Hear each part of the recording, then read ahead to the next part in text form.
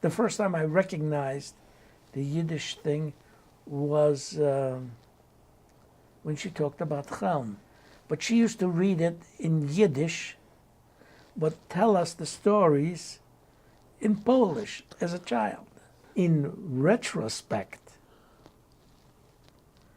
when I hear some of these stories, I said, my mother used to tell me these stories. Chelm, Shalom Aleichem, the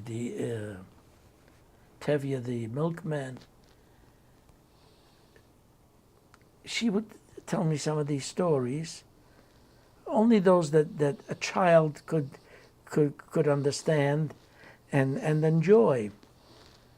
It was only later on that when I started reading Yiddish, I said, "Oh my God, this is in Yiddish."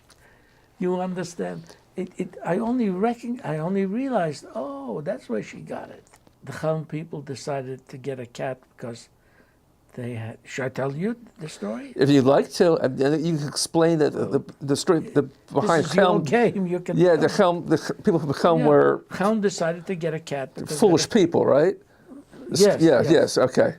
I should have clarified Yeah. that. They decided to get a cat to get rid of some mice that they had. They had a problem with mice. And sure enough, the cat did its job.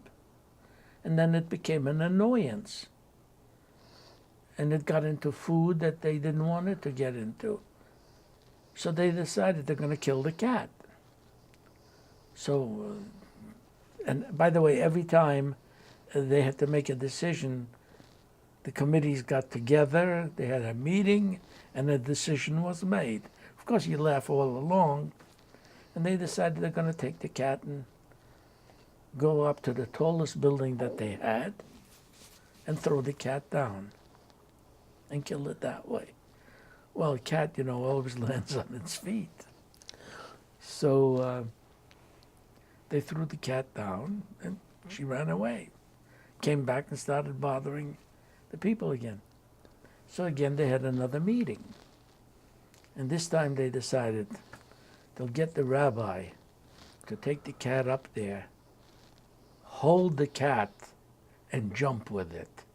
And that way. So, and of course, as a child, ha ha ha,